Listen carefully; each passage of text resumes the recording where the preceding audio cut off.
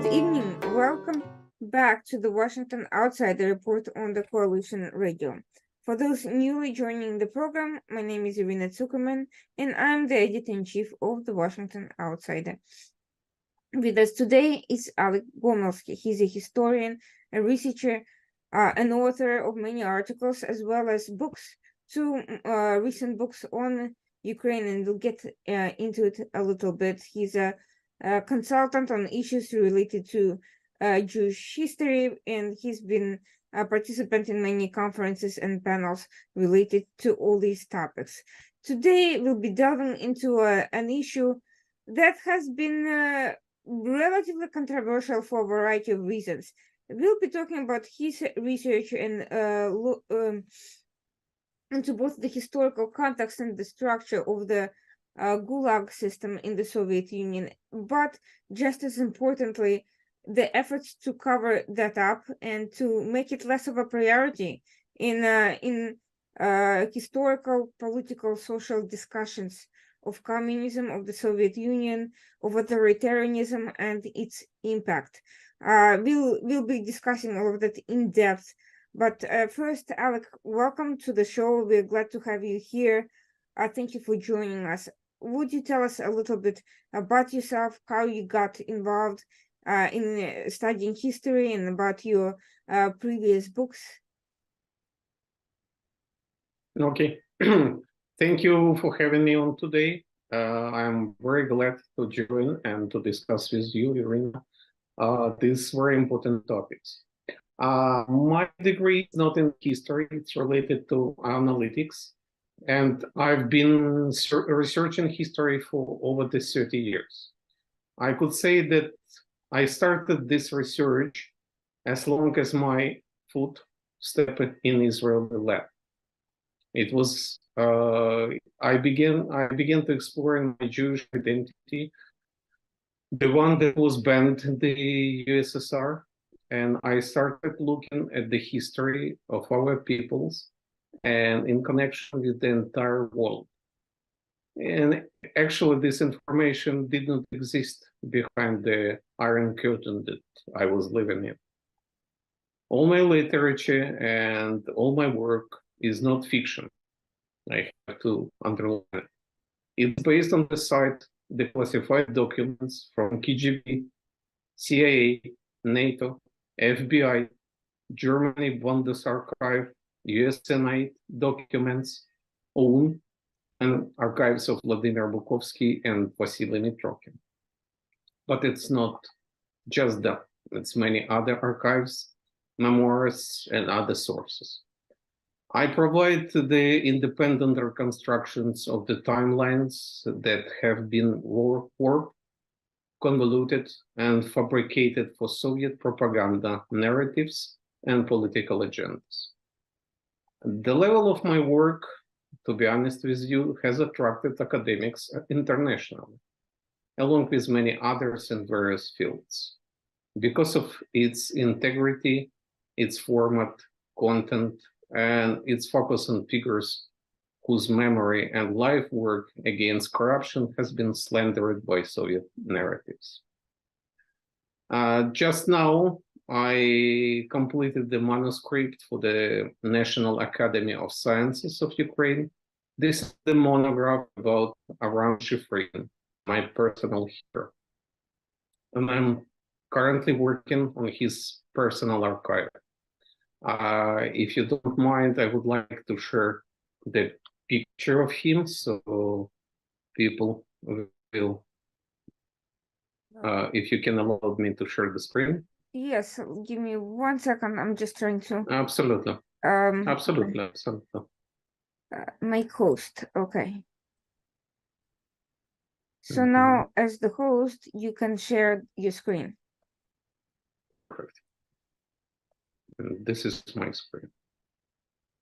Okay.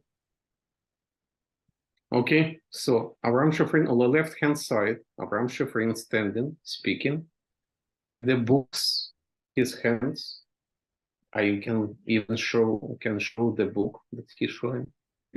We will talk later, this book.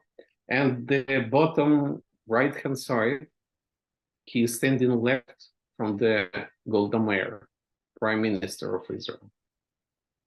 It's very exciting figure, and in my mind, he's here.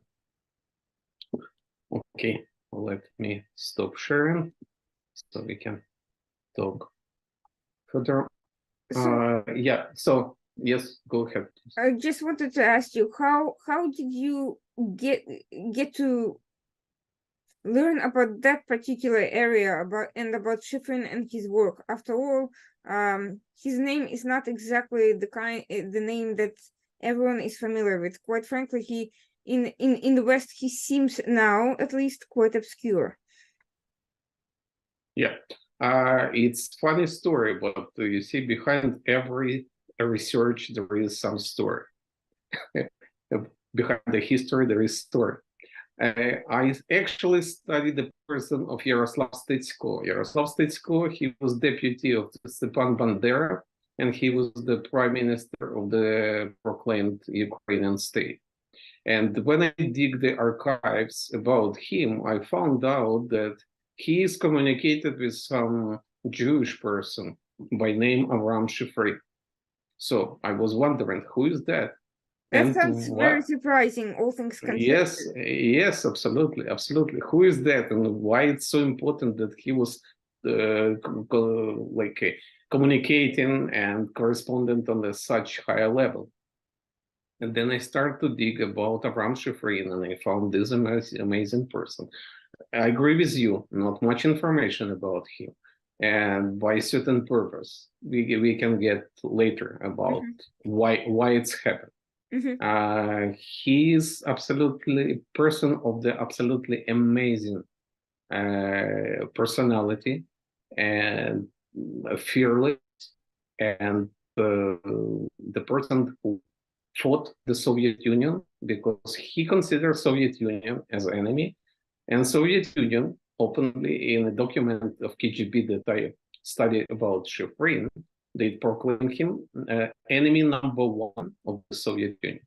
You can imagine. Yeah. That's how I get to the Avram Shifrin. So the surprising part about what you mentioned is both Stetsko and Bandera and all of these Ukrainian liberation movement figures are considered to be very anti-Semitic, and and this image is so pervasive that there have been demonstrations in the United States and episodes of outrage over the Ukrainian government honoring these people, including actually under President Zelensky. Could you explain to me how it came to pass that somebody like Shifrin ended up in contact like someone Stetsko, and what is it about this narrative? Because it doesn't seem to add up. Yeah, I understand. You know what? Let me start to share another screen. It's pretty amazing story, an amazing picture. Because it comes to the document, I just slide it down because I prepare many of them. But I jumped a little bit. You know what you see in your screen right now? It's the KGB document. It's the leaflets that's created. As you can see on the right-hand side, it's Hebrew, and left-hand side, it's Yiddish. So it's the pamphlet or proclamation or leaflets, you can call it like that, and it has been created in KGB and has been submitted to the Jewish organizations, newspapers, journals, magazines, community gathering, whatever clubs, showing up and what it's saying, because on the document on the right-hand side is the translation into Russian, because it's the part of the document that I had found in KGB. And they openly, because it's top secret document, they openly talking to each other. Actually, it's KGB. I believe it was header of the KGB Ukraine. It was reporting to the Volodymyr Sherbetsky, he was the head of the Communist Party of Ukraine, and he actually, the KGB guy, reported to him that such pamphlet has been created, distributed by only one purpose: to force Jewish people, considering status quo like enemy, like killers of Jewish populations, like organizers of the pogroms and participant in Shoah. And I said in my books that I consider the Hebrew language was particularly specified and created for Mossad, because Mossad, as you know, has been captured and brought to. You froze.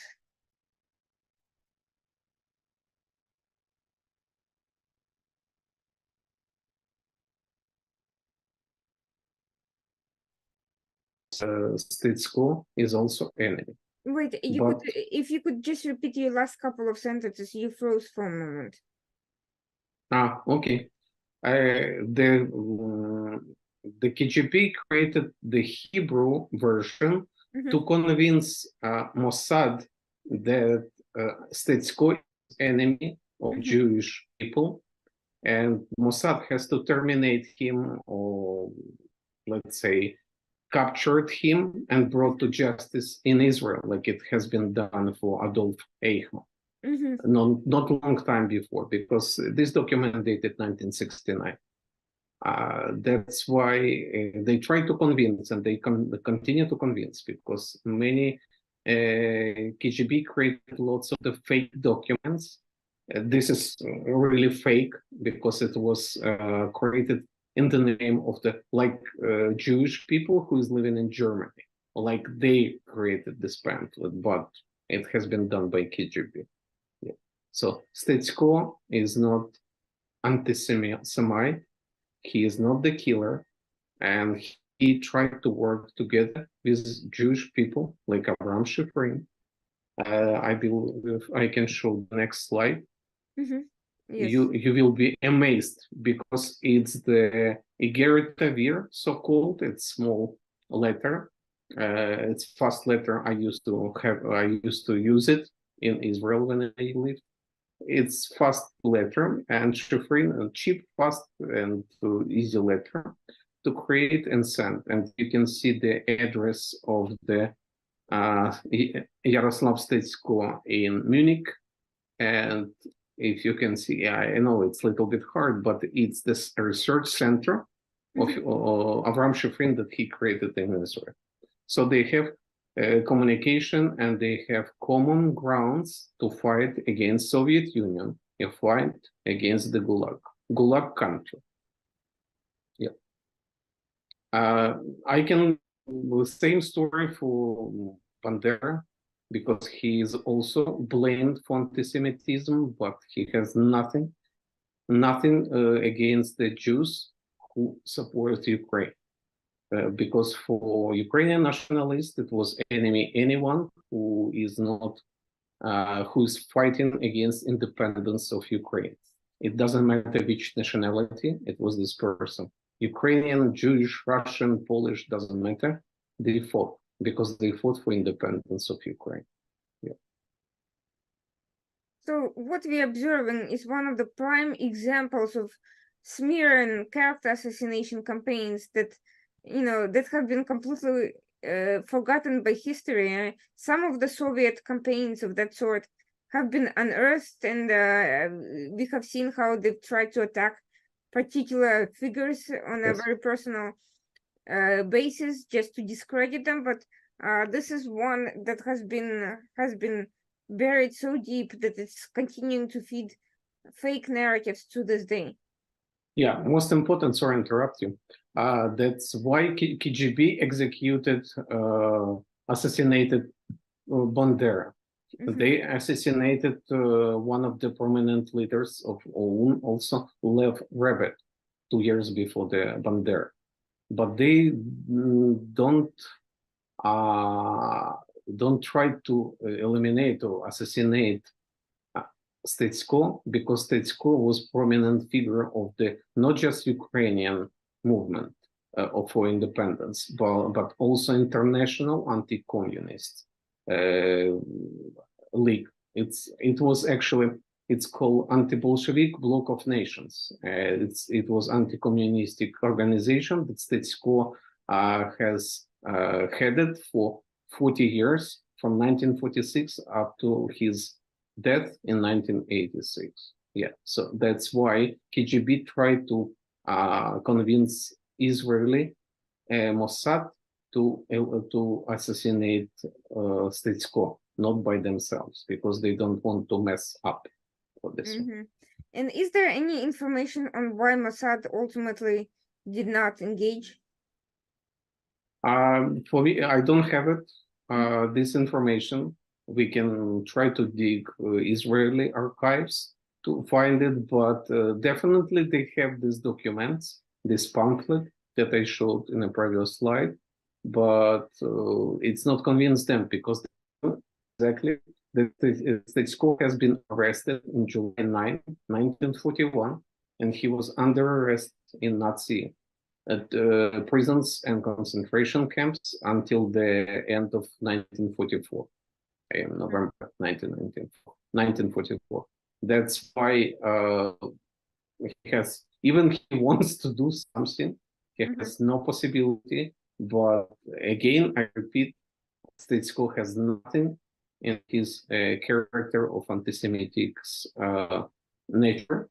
Even more, his wife, Slava Stetsko, she remembered that in UPA, in partisan army, she trained Jewish doctors how to use the machine gun, and they trained her how to help wounded soldiers.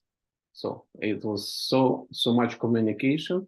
And Slava Stetsko, she insisted to come when she came back after the Soviet Union fell apart, and she came to the free Ukraine. She insisted to come to synagogue and met particularly my personal friend, Rabbi Azman, the chief rabbi of Ukraine right now. At that time, he was rabbi of Kiev, and they meet and they chat for a couple of hours. It was amazing conversation. Yeah. Wow, that is indeed quite crazy. So we know that there was this plot to discredit these figures, and Shifrin's very presence undermines that narrative. So once you latched on to that name and tried to find out who that was playing a role in this broader story, what did you discover? How did you get to his work? I discovered him and his book, Fourth Dimension. It's actually, I can show, actually, I have slide of his book. It's very amazing book. It's in Russian, and imagine it has been translated by Ukrainians into Ukrainian language. And there is right now we have the Fourth Dimension in Russian and Ukrainian. But now I possess the translation into English in my short plans to publish this book, because it's a very important book. And in my point of view, it's one of the key documents about the Gulag.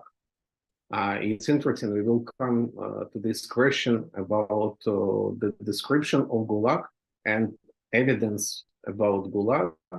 But Shifrin's was one of the important ones, and one of the interesting ones, because he was kind of inside, because it's amazing enough, but Shifrin mentioned that he was in prison in Gulag for 10 years, and he said that for the chapter 58, for the code 58, it's called the giving up the fatherland in Soviet Union. He was probably the only one it was many people sitting in Gulag, but he probably was the one who was sitting by for real stuff, for real traitors, because he was enemy of Soviet Union from very beginning of his life. At the age 17, when he went to the front, he was drafted in the army, and he immediately went to the penal battalions, Strafbat, so-called, because he was the son of the enemy of the state. And because of that, he, at age 17, he became enemy of the state in this penal unit. He fought and he ended up the army, the Soviet army, at the end of the war. He was ended up the major in a rank of major. So he was merely 22, and he ended up major rank, wounded, and he, for me, it was amazing because before that, I thought the youngest major in the history was Francisco Franco at the age of 23, but it's not. It was Abraham Shifrin at the age of 21, because technically he was not turned the 22. So after that, I read this book. I started to study, I started to dig. I found, to my amaze, I have found, and I had lots of conversation with his widow, Eleonora Poltinikov-Shifrin. Eleonora very known among Jews in the United States because she did amazing job. He coming to United States, and she organizing support for victims of the terror attacks in Israel and also wounded Israeli soldiers. And she is by personality, she was amazing person, and I had a conversation with her until her last days in August 2021. And she shared with me lots of the information about Avraham, and that's how we decided that if something happened to her, the archive of Avraham Shifrin will be organized and shipped to Toronto. And because she knows that I have communications with Ukrainian diaspora here, with Jewish diaspora too, with museums and other institutions to store the archive, and because it should be studied, the archive should be studied. And it's absolutely amazing collection of the papers, letters, photographs, even documentaries, and many other things. So how is it that everyone has heard of Solzhenitsyn and the Gulag Archipelago, but the fourth dimension has not even been translated to English up until now? And why is this witness of these horrific realities and atrocities has not been honored the same way Solzhenitsyn has been? Why hasn't he become equally a symbol of this anti-Soviet activity? Mm-hmm. I would start not even from Abraham Shifrin, but from Ivan Solonevich. He was imprisoned in Gulag, but he was lucky to escape, and he wrote the amazing book in 1935. I believe it's called Russia in the Concentration Camp. After that, it was an amazing book by Julius Margolin. Julius Margolin, he is Polish Jew, and he wrote the book, The Journey to the Land of Zeka. It was original in Russian, and it's called Путешествие в страну Зека. It has been written back in 1946 to 1947, because Margolin was sitting in Gulag between 1939 to 1945. He was released in 1945, so he spent 6 years at Gulag. It's also an amazing person. After that, it was Varlam Shalamov who wrote his book in 1966. And only after that, we see almost simultaneously Avram Shifrin and Solzhenitsyn. An important point that besides the Solzhenitsyn, all others, were non-fiction books. I mean, Solonevich, Margolin, Varlamov, Shalamov, and Shifrin, they wrote non-fiction books. But Solzhenitsyn wrote some kind of fiction book. From my point of view, Solzhenitsyn did the probably good job, but he was not the first one who talked about the Gulag. So, for example, Margolin wrote his book when Solzhenitsyn was still in Gulag. Why it's not became? Because this truth about Gulag was killing them. I mean, they killing the people in the West. Those people who support the Soviet Union was Stalinist. About the Margolin, I would show you amazing book that I found in the archives. Where is it? Oh, it's here. Besides the journey to the land of the Zaka, we can see this amazing book. It's very book that I found in the archive of Avram Shifrin. And it's called Paris Report. And it's about the process, or let's say, trial of David Rousset against the communist defammators. It's interesting thing because, for example, the story that Viktor Kravchenko, the escaper to the West from the Soviet Union, who was had the trial against the French newspaper La Lettre Française back in 1949. It's sometimes considered like the trial of the century. But this trial, David Rousset, is more known. But to be honest with you, it's more important because the evidence and the people who supported, who give the evidences, amazing people, and many people who were in Gulag, they gave the information about it. It's how it's happened and what it's happened there. It's a terrible situation. Like it's not like some non-fiction writings by Solzhenitsyn, but true. Even one witness who testified in this trial against the communists. Actually, it's interesting. Sorry, I jump, but Rousset by himself, he also was communist, but he was not Stalinist, and he was against any concentration camps, Nazis or Soviets or someone else. That's why he fought, and he said about Gulag.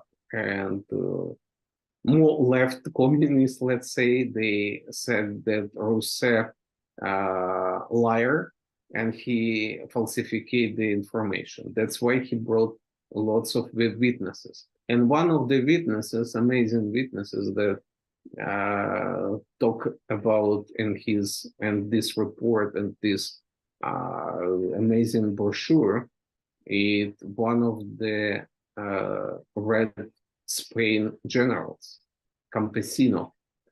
He was fearless, and he fought the Frankists in Spain in Civil War, 1936 to 1939. After the defeat, he went to Soviet Union, and he said he thought that he will get the good life, but not. He ended up in Gulag, and he spent a few years. After second try, he was escaped after he was actually after Gulag, he was on a he was living in the Azul, but he was escaping, and he through the Turkey he came to France and he testified in this trial. So it's amazing. It's the true story how the terrible situation in Gulag has been denied and has been hidden, and all the people who say in truth about Gulag became for the West, like East,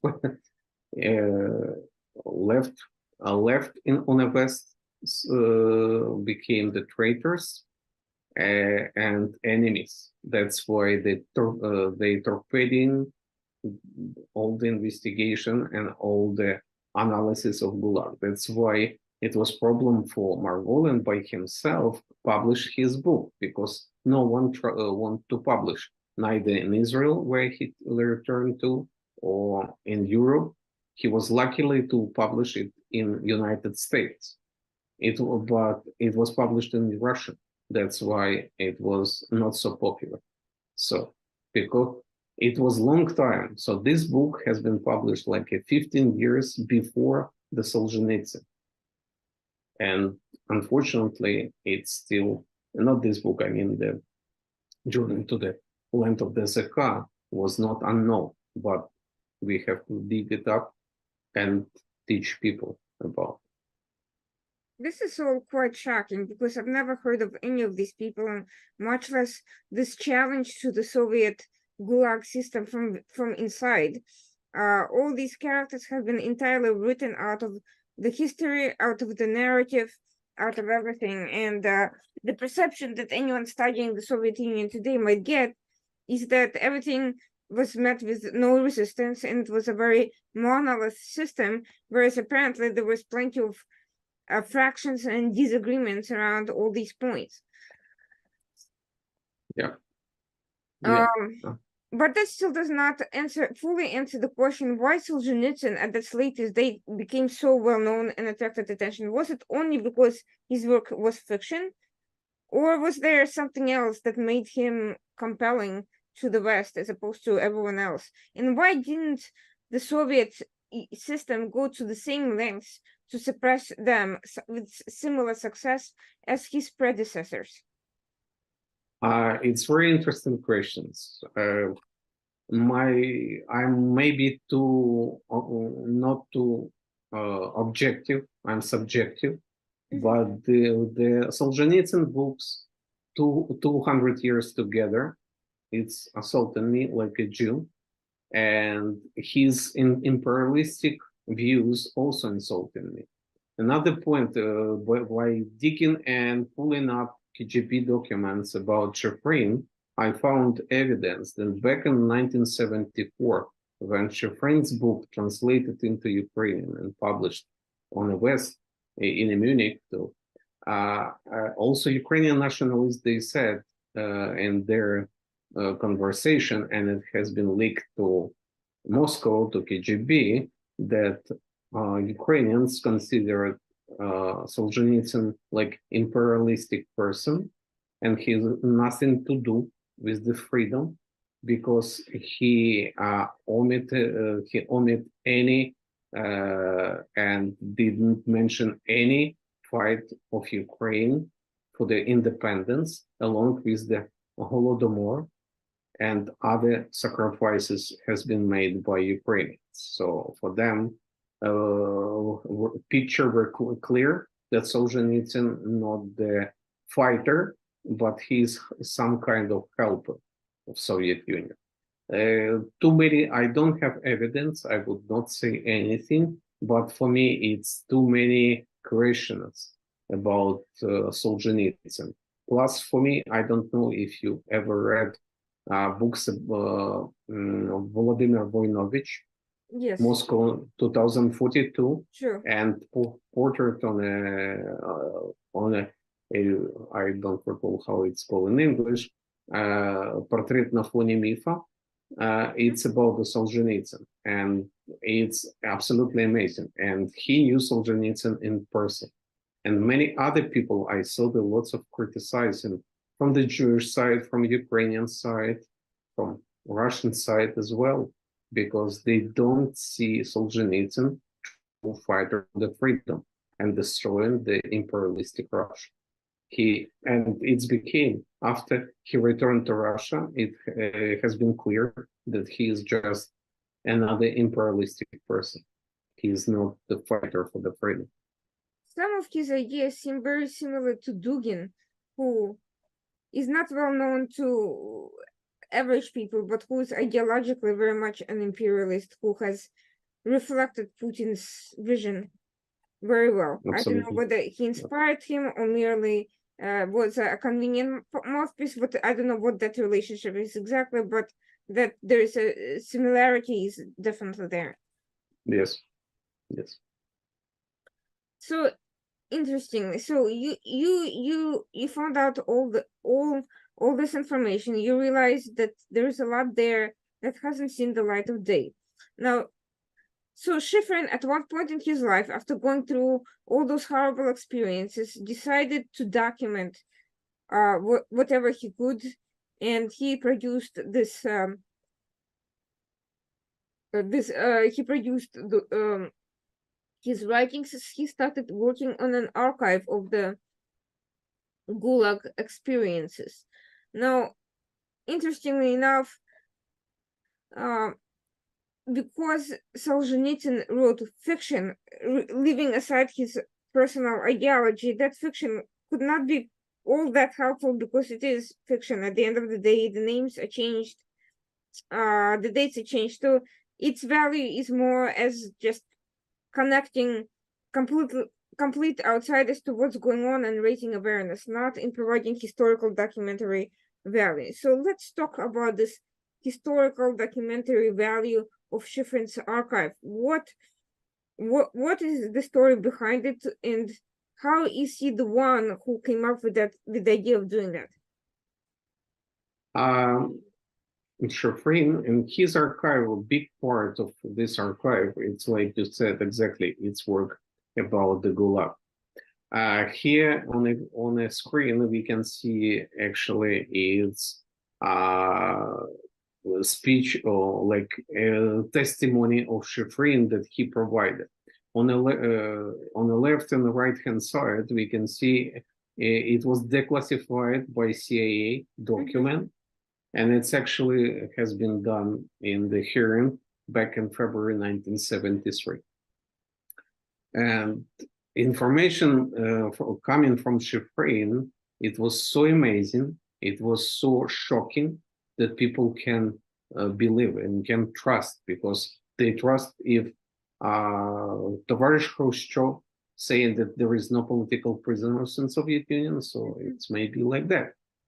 But the truth that Schifrin, because he gave the evidence like a victim and like a person who was spent 10 years and saw by his own eyes what happened to people, to inmates, and what the situation over there. It was amazed, and some people he understand that some people can even trust him.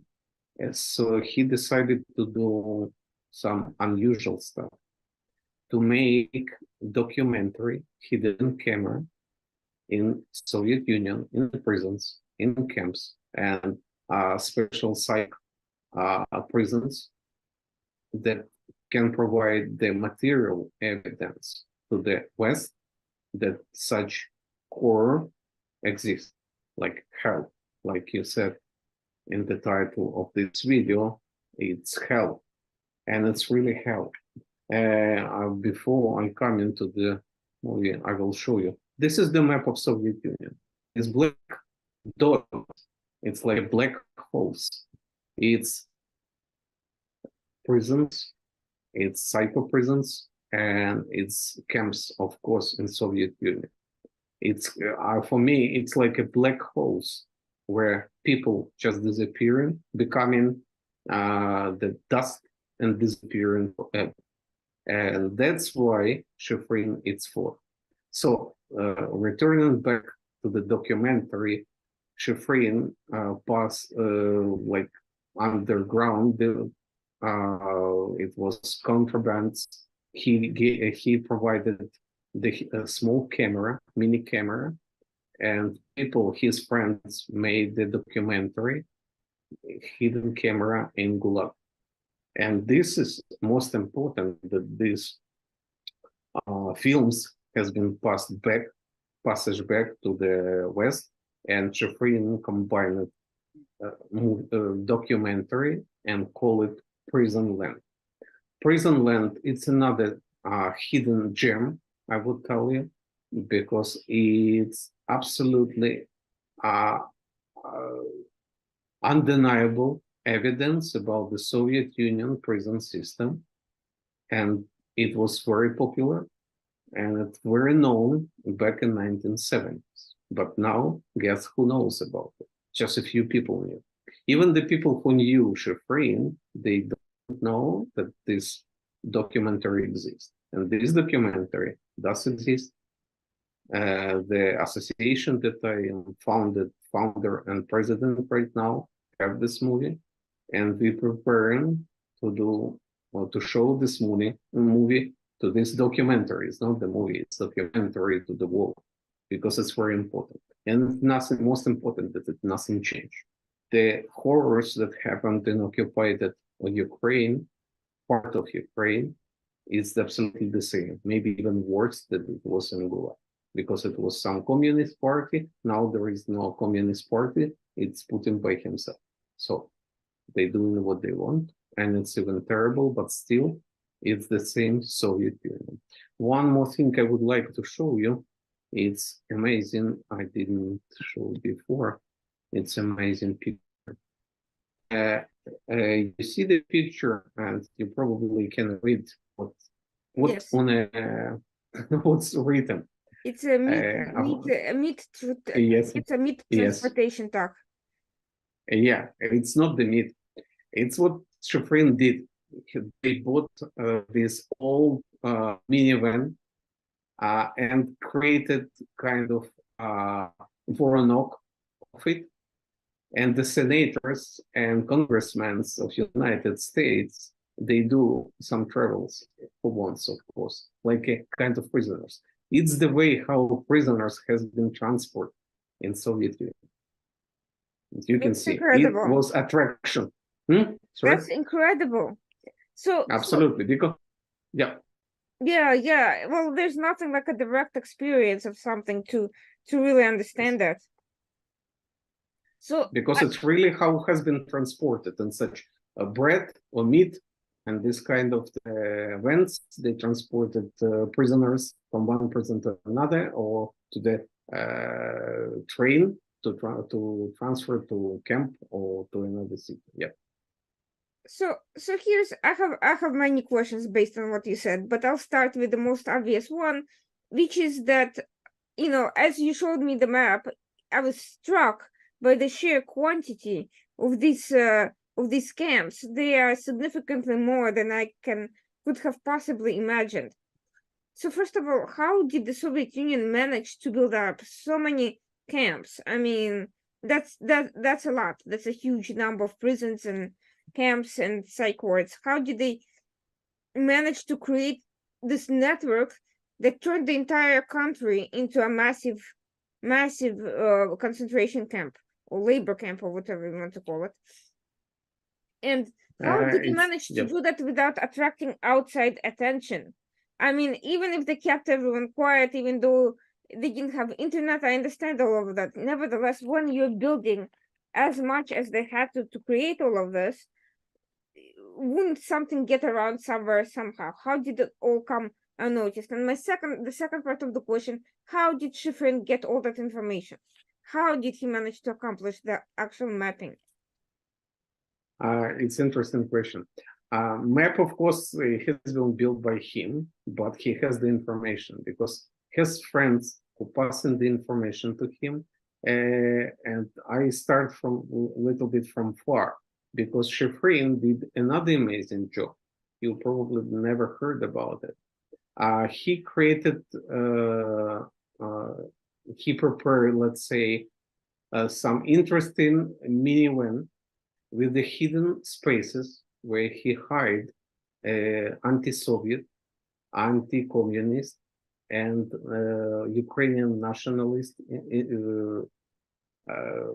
materials, and also some Zionist as well, because it's very important for him.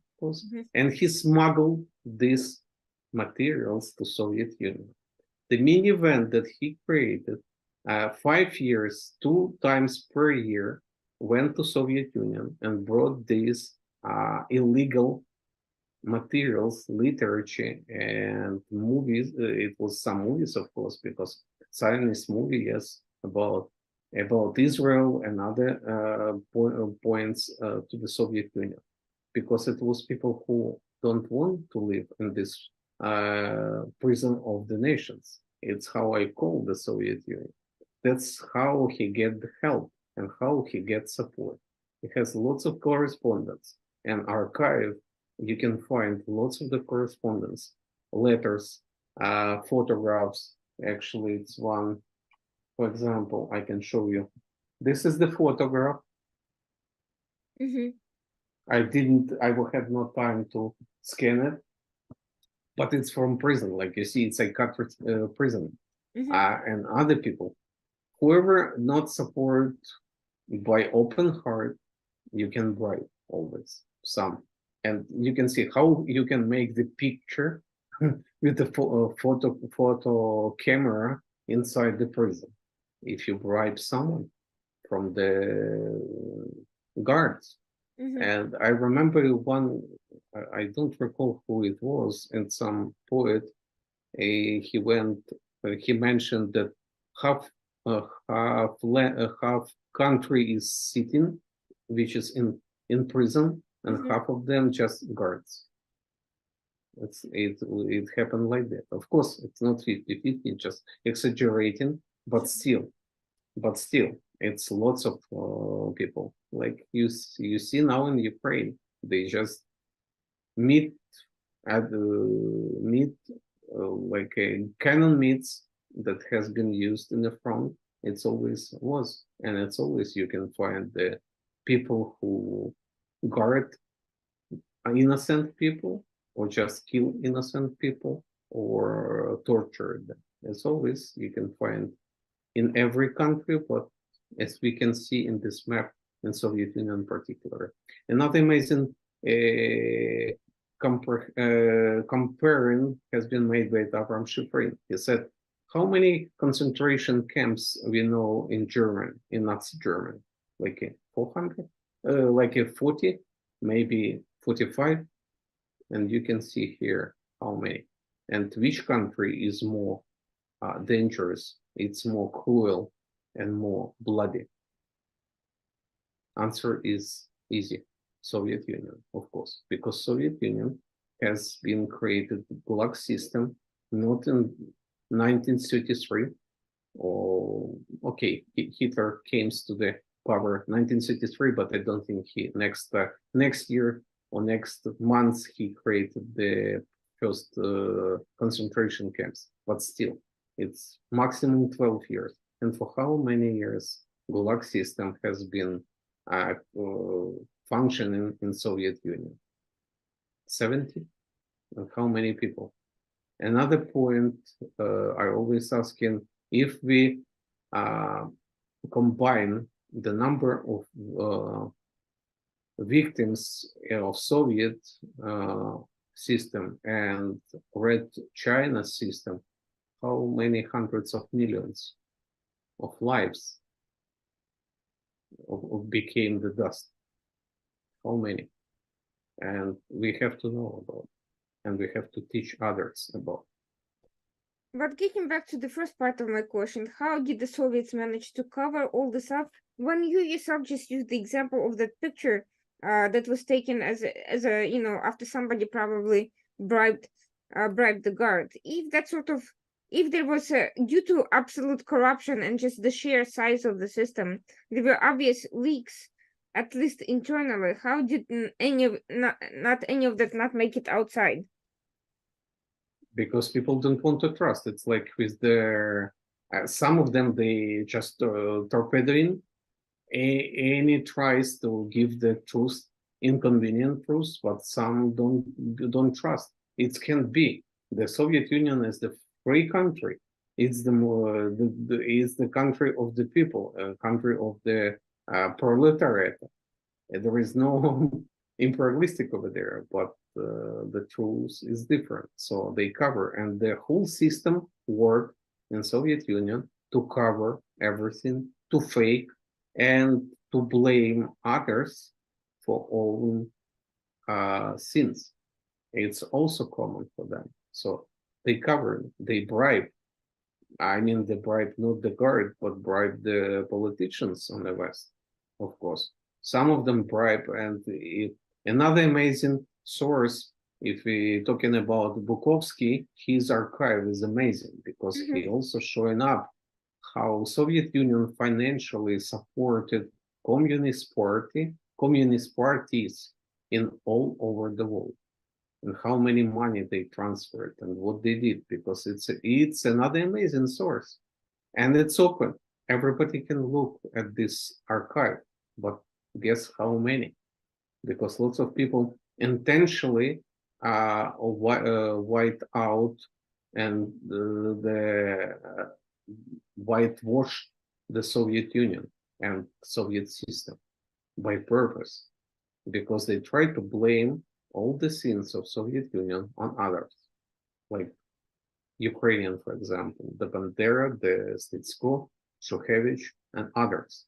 But they forgot that first collaboration with the Nazi has been done by Soviet Union back in 1939, and they support them. And who divided Poland? Who actually executed? Do you know that among the Polish officers has been executed in Katyn, and my native Kharkiv was a few hundreds of Jews. Oh, you're from Kharkiv? So am I. Sorry? I'm also from there, from Kharkiv. Wow, wow, how Not only amazing. that, but Yeah, I was actually just traveling through Poland in September. So thanks to visits to museum, I finally learned about that connection and how Kharkiv was one of the sites inexplicably that was used for these things. I'm not sure how they lesser part. chose that particular location, by the way. That I don't understand. For me, it's hard to say why, but Kharkiv was one of the points for them, and I know another important part because it was East Ukraine, and East Ukraine was always Soviet rules, and not no, I think in beginning from 1917 they more under Soviets for a long time, and then more influenced and more wiped out from any uh, people who fight against the Soviets, who fight for the freedom. That's the problem. Why? It's hard to say, but the chief rabbi of Polish army has been executed in Katyn, and one of the highest ranking Jews in Polish army, the Lieutenant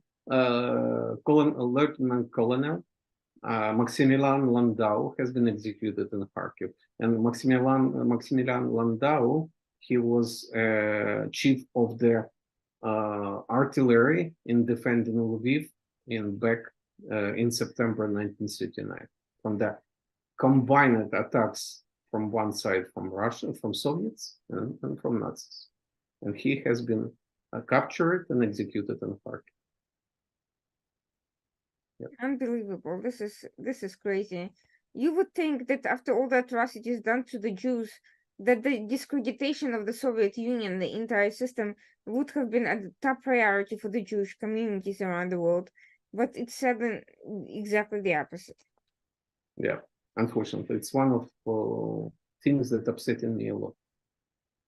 That it should be clear. Even one of the chapters in my book, I specified and I combine all the atrocities, like most known and most vigorous atrocities that has been done by Soviets to especially Jews. And that's why it's interesting thing. Sorry, I jump because it's come to my mind that the papers about the case about Shafrin, most point was that he is Zionist and he tried to convince other Jews of Soviet Union became the patriots of the Israel and Jewish nation. That's the even worse sin than giving the secrets to the Americans that he really did.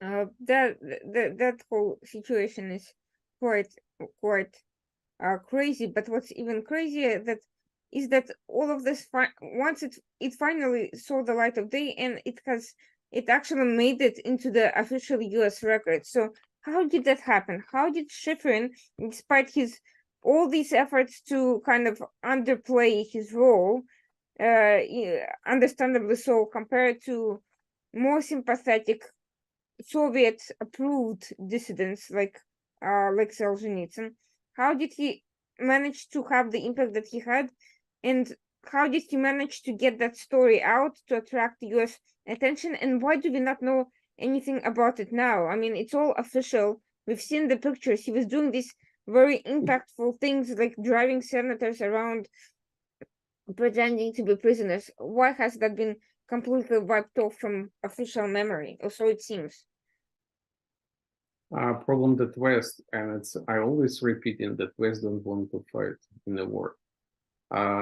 We can say that it's weakness, but it's also strength, because normal people don't want to die, don't want to make a war. They won't make peace.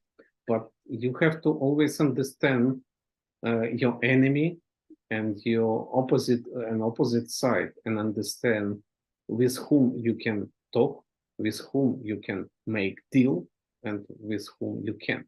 Because I always say that in a life there is compromise that better not make it, better not to do this compromise. And it has been done. Actually, it was a person and by a U.S. government, and especially Nixon and Kissinger, those two guys, sweet pigs, who tried to convince Israeli government that not to fight openly, not to fight the Soviet Union and free Jews from Soviet Union.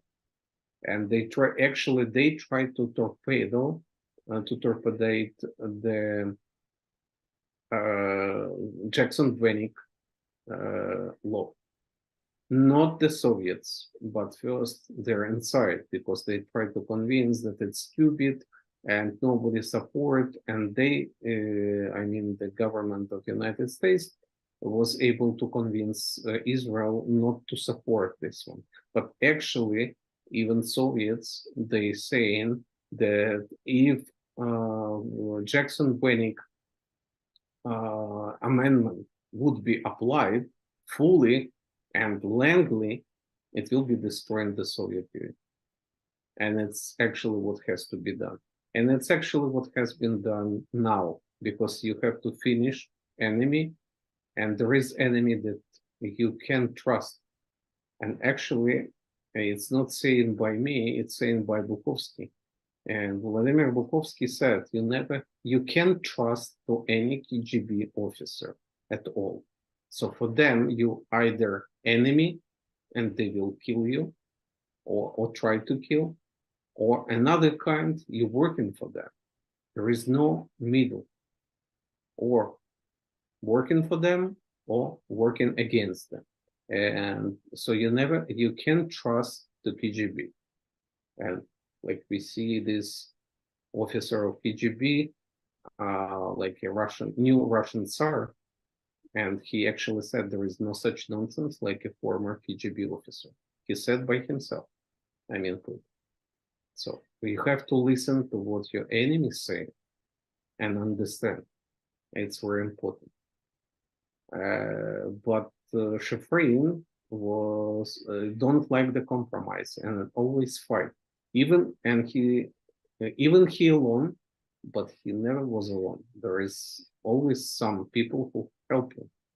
If he alone, he fought, and he was in such situation in a war, in a prison before, because actually when he was convinced, he got the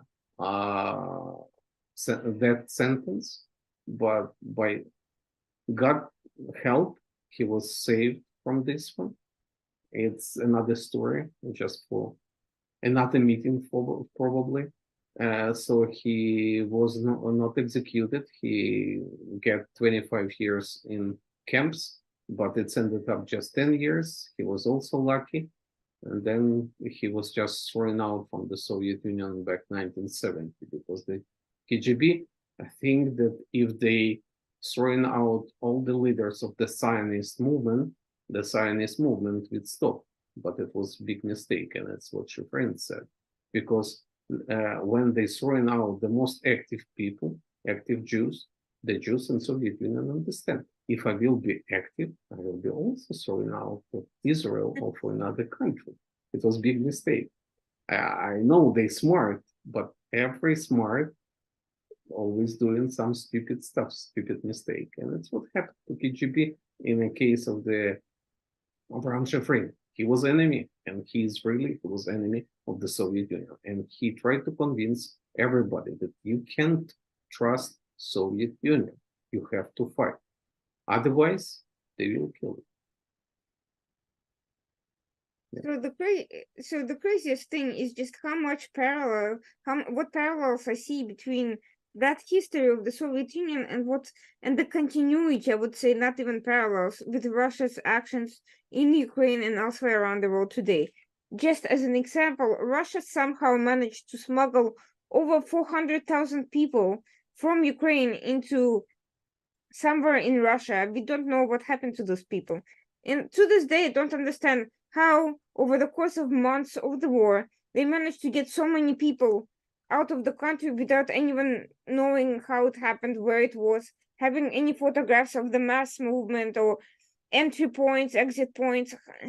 That to me is as mysterious and mystifying as the cover-up of this massive system of imprisonment.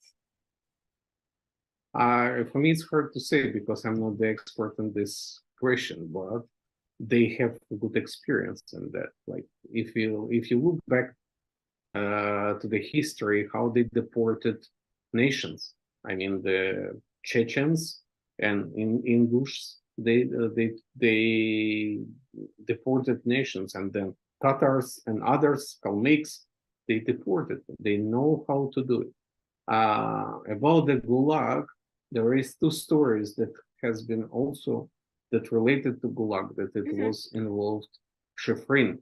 It's disappearing Raoul Wallenberg after the Second World War, and also mysterious disappearance, or because Shifrin spent 9 years to investigate the Boeing that has been shut down in September 1st, 1983 in the Far East.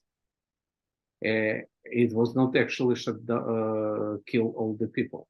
So Shifrin, after investigation, and he has the this idea that if everybody was wiped out, that all the passengers, maybe a few has been killed or injured, but all of them disappear in Gulag, including the very interesting person, McDonald, Larry McDonald, Lawrence Patton McDonald.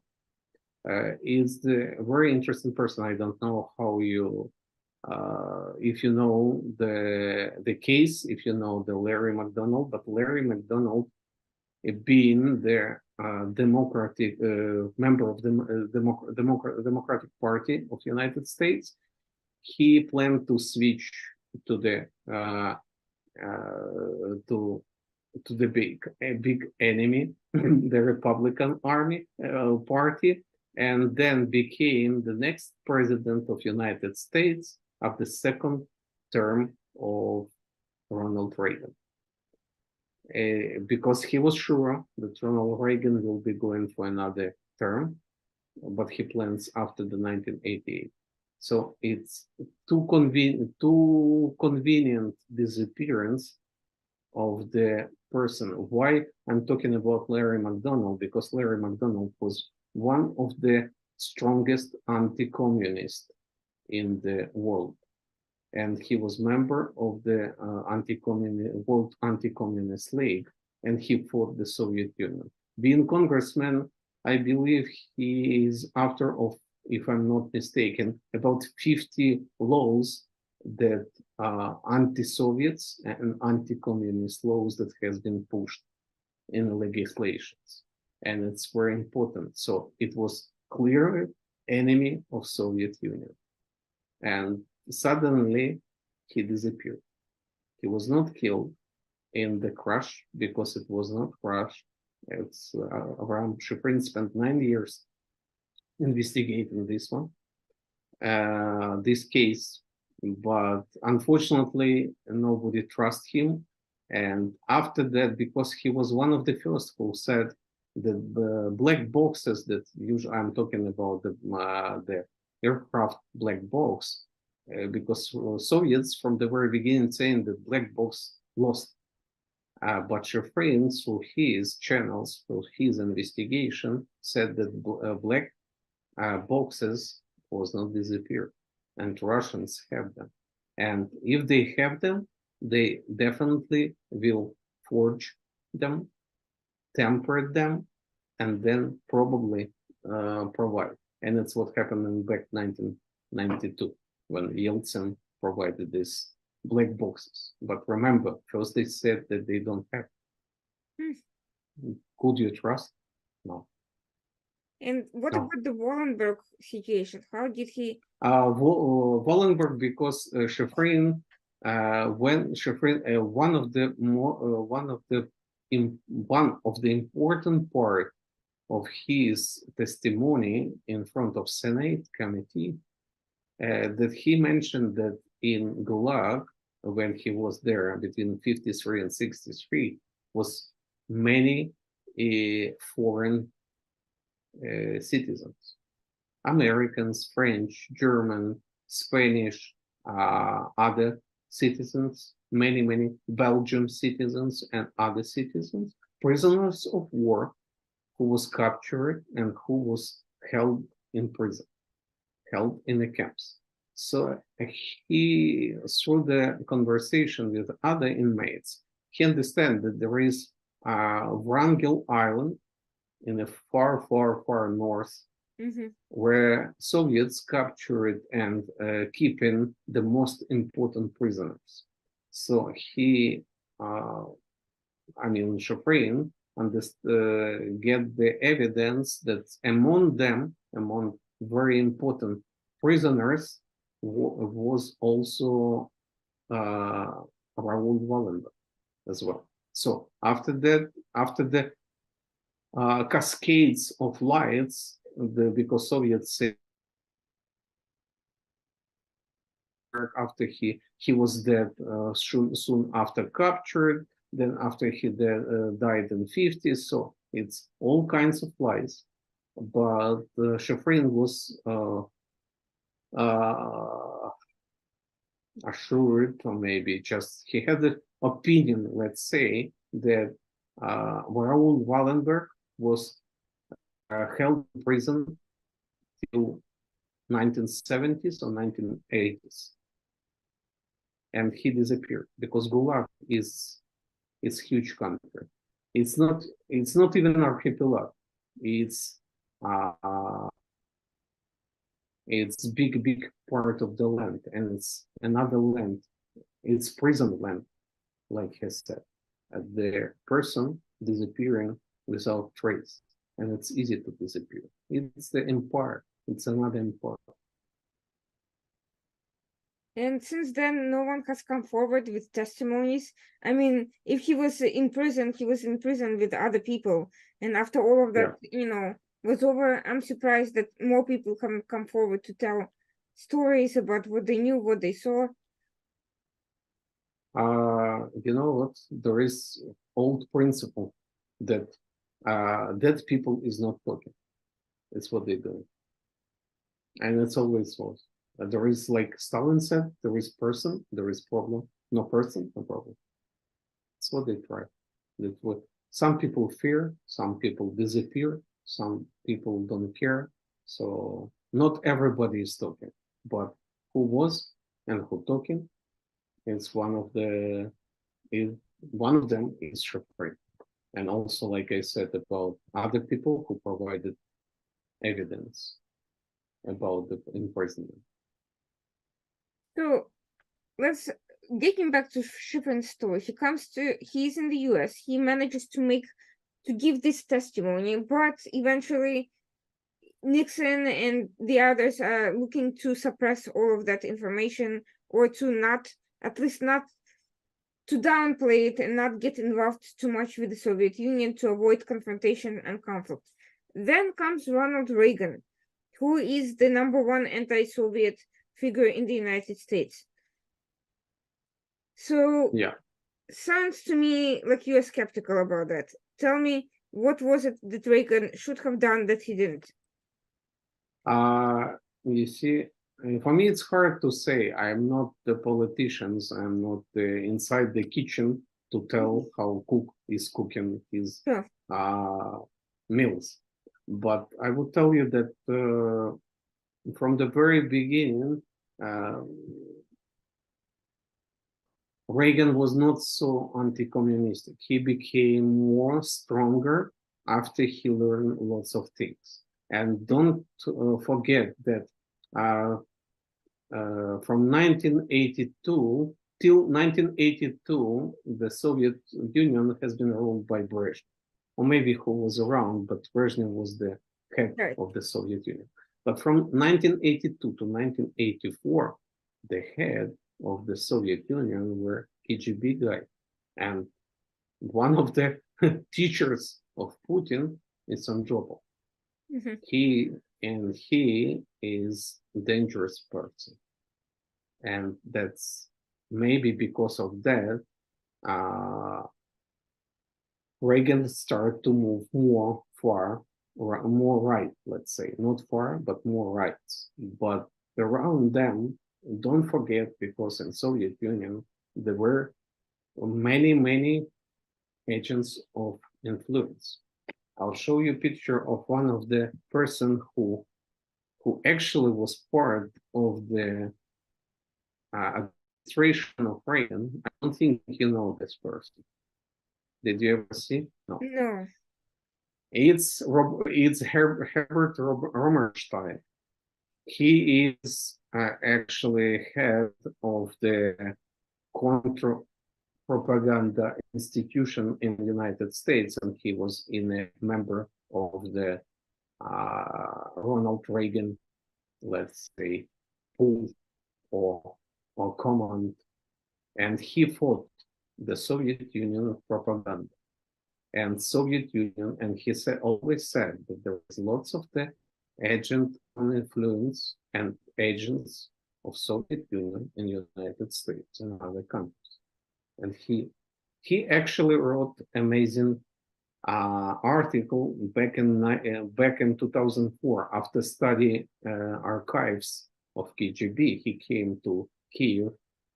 He was retiring from the politics, and then he worked for the some institution that doing some analysis and systematic works. So he came to to Ukraine and studied the archive. In 2004, he wrote amazing article that called "Divide and Conquer," and was exactly about the KGB work to divide Ukrainians, Jews, Lithuanians, and other nations.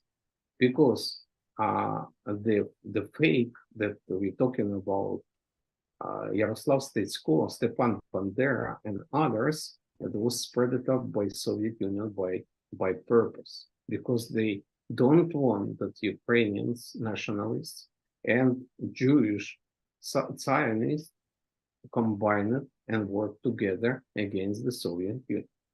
It's what has been done, and it has been done by purpose. And it started from the beginning.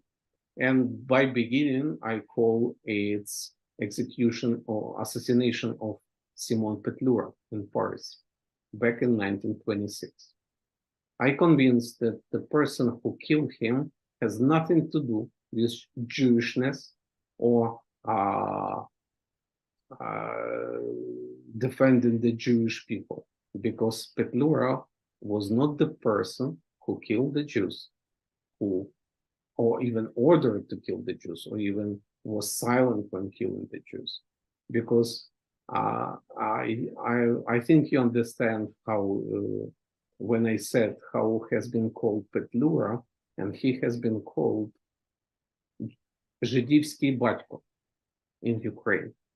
I believe you understand. Yeah, this one. perfectly fine. Yeah, Jewish daddy. Mhm. He was called Jewish daddy because he was defending the Jews and who helped the Jews. And it's the person who actually looking forward to get Jews and Ukrainians work together, live together, and succeed together. And for the purpose to eliminate him has been found Schwarzbard. Who's the Schwarzbard? He's anarchist, communist, expropriator, because he was expropriated in 1908, 1909. He expropriated some businesses, like stealing money and do the criminal activities just to steal the money from them. So it's the person who has nothing to do with Jewish law, with Jewish tradition, and with the Jewish God. And who is he who has killed the Petlura, who support the Jews and who wants to help the Jews? And actually, Petlura, it's interesting. Now we living in a very hard time about Israel.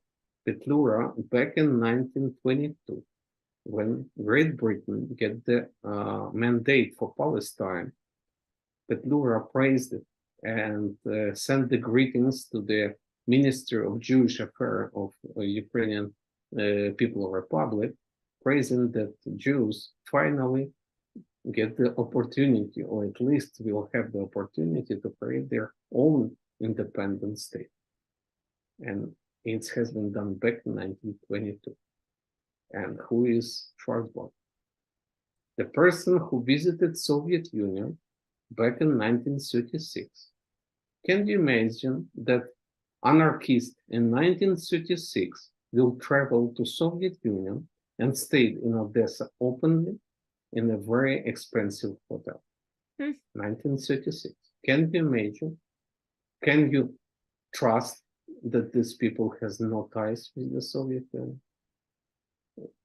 He is the enemy by all means, because who cares about the Petlura?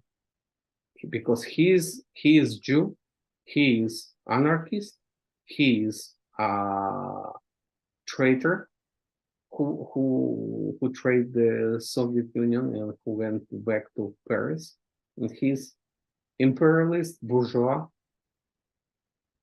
But he went to Odessa, he spent the time, and he left Odessa very freely. But most important, that when anarchists who were underground in Odessa back in 1936, when they knew that, oh, this prominent person came to Odessa, they went to meet him. And guess what? Soon after, all of them has been executed, found, arrested, and executed. Guess what? Nice picture. That's shocking. And all of that deserves a movie, books, complete, this full treatment, because this shocking information, you don't even understand how many American Jews I know who have a completely wrong conception about Ukraine, about the basic history, who believe all that disinformation. And quite frankly, even I, listening to you, have a hard time understanding how successful, to what extent you can smear somebody, that the history gives a completely wrong image. But I shouldn't be surprised, because in contemporary times, I've noted such campaigns myself and have written extensively about them in various contexts. So I guess I should not be surprised that, before, when you have entire state apparatus working towards that goal, you can accomplish the same thing.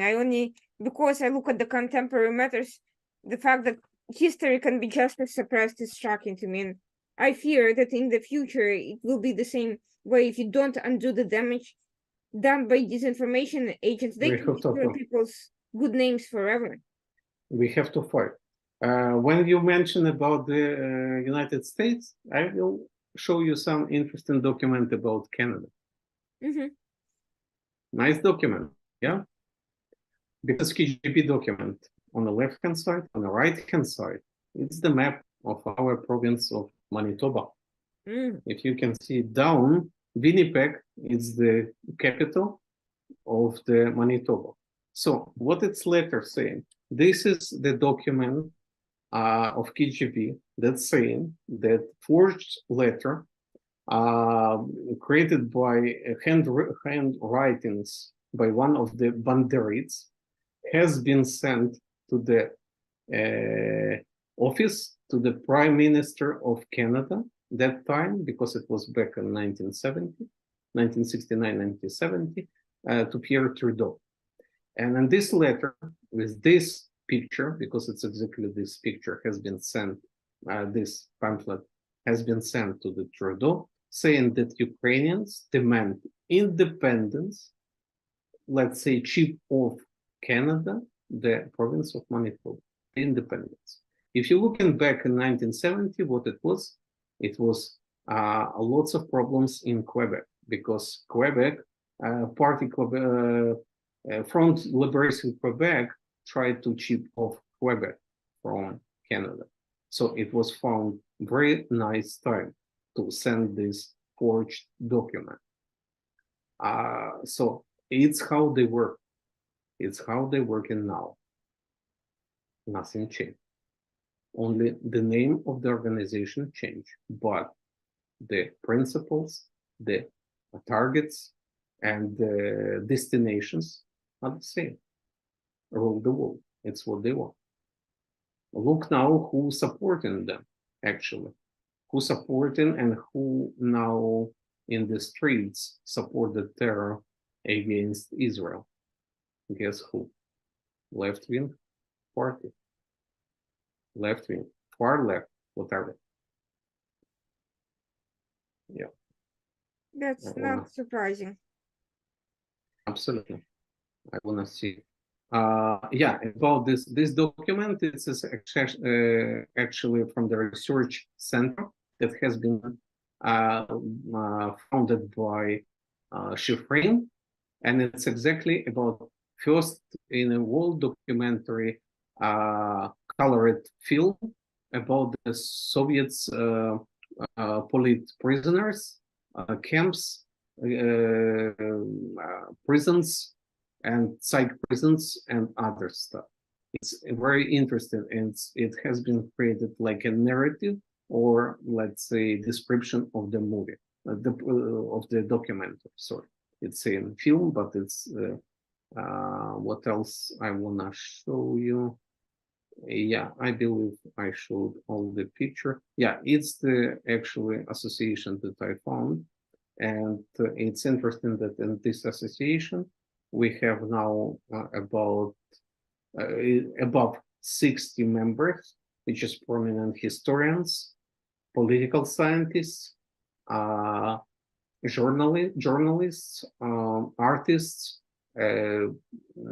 religious leaders, and also civic rights activists. And not single, but major target, we're looking to fight the disinformation and fakes that Soviets, Russians, and others try to spread. because we have to educate. Unless you educate and knew the history, you can fight. And I always say that history is yesterday's politics. So if you don't know history, it's hard to understand the politics. Even know the history, sometimes it's hard. But if you don't know the history, it's almost impossible to realize about the politics. Yeah. So this is very interesting because, as you know, my professional work, in addition to hosting the show, is actually in information warfare and everything related to that, and discrediting disinformation and so forth. Although disinformation is not the only way information warfare is fought, it's certainly a major weapon. So I'm curious to learn more about this association and how do its various members are involved. Are they all Canadian or are they international? It's international. I forgot to mention that it's all over the world. Mhm. Because from other, it's Ukraine, it's Canada, United States, Germany, Australia, Italy, Germany, other countries, Poland. Yeah, Well, that's definitely something that I am very interested in potentially getting involved more, because in our offsite conversation you mentioned some figures, and although I haven't had the dubious pleasure of dealing with them personally, those names are painfully familiar to me, and they are run very much in the same circles and promote the same sort of nonsense in Canada and the US. absolutely. Yeah, because it's another story. I have one of the members of the HPS recently, and she wrote a very interesting article.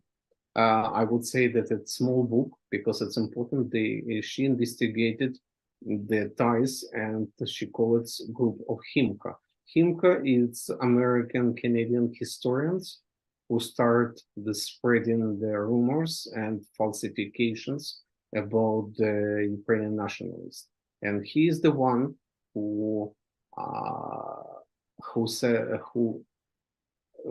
let's say legitimize some of the Soviet fakes, like fake biography of Stetsko, fake conference, and other documents that I analyzing in my books. He and his group try to convince that it's authentic documents, so it's not the fake created in KGB. It's interesting enough that I have the documents from the KGB.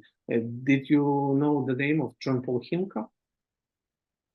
Historian? No. Just heard in passing, but I'm not familiar with anything Okay. related to that. Okay, yeah.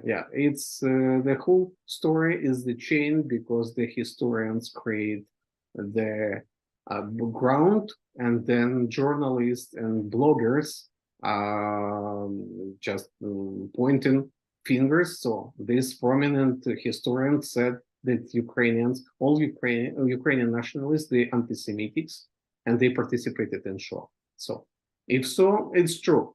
And for them, evidence is not working. But most important, they just using these fakes from the Soviet Union, they try to convince people who has no idea about it, and they trust. So if it's famous name, yeah, so it's so be true. It's the problem. So our association tried to fight. That's quite amazing. And does it have a website that you can share for our audience? We're working, but we already have the Facebook page for association, and soon will be available the Substack letter, so people can know and can read the materials. And we try to keep for the beginning 3 languages.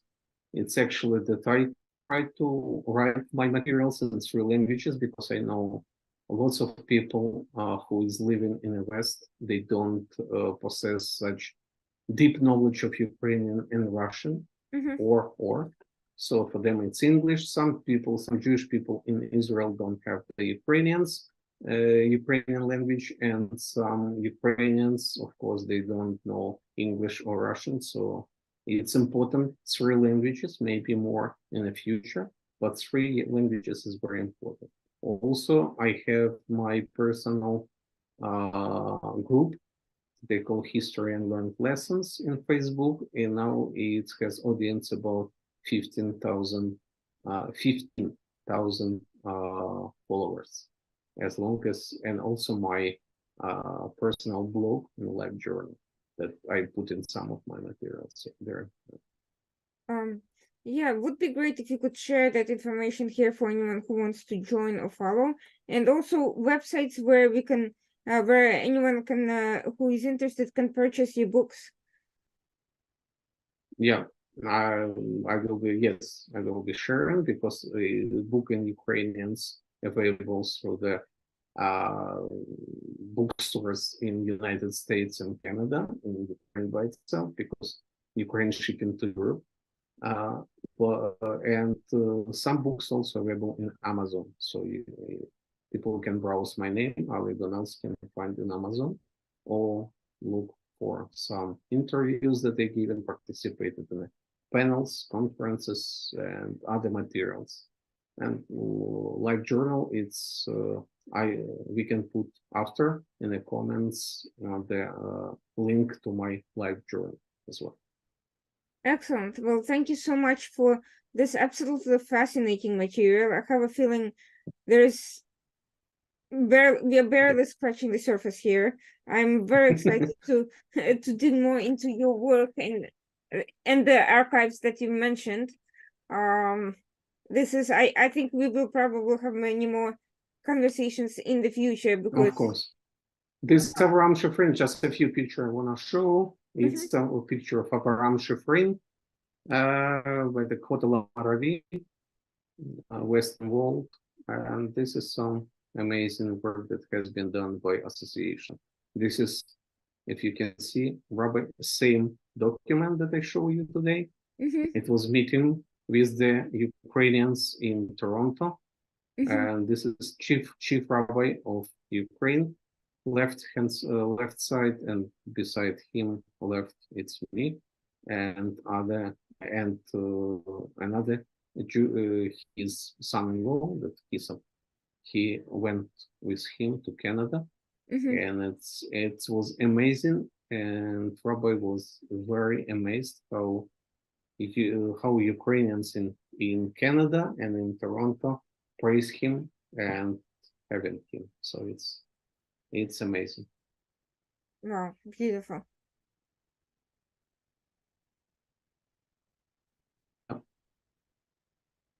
That reminds me of a phrase my friend who himself fell victim to the smear campaign under Romer has said, "Don't believe everything you think. People think they have a lot of information. They think they know everything, but in reality, a lot of what people genuinely believe is just false information that was fed to them from various sources, and they didn't even know that it was fed to them. They just absorbed it, and it became ingrained in their minds, entrenched, until it becomes part of how they think on a daily basis. But this is a good reminder every day to question your own assumptions, to question what you think you know."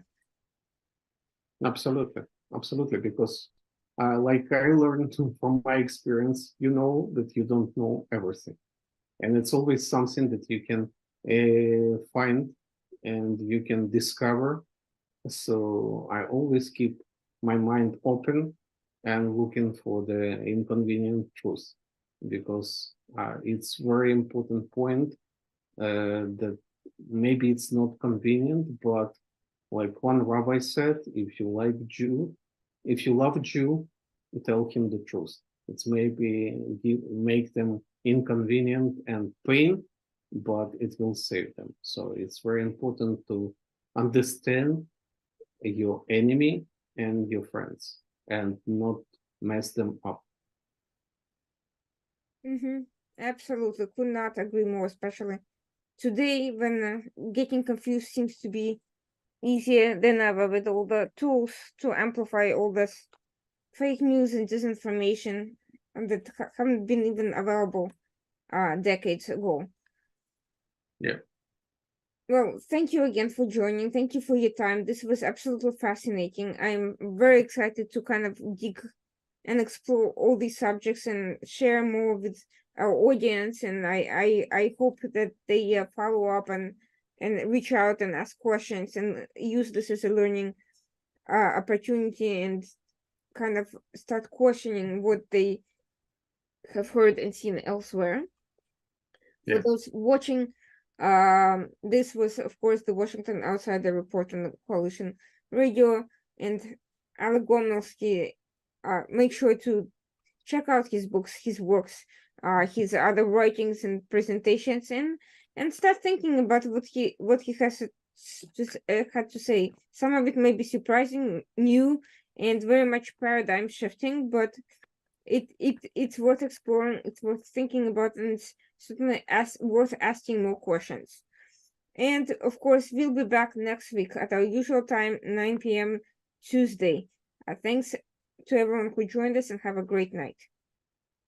Thank you. Thank you for having me.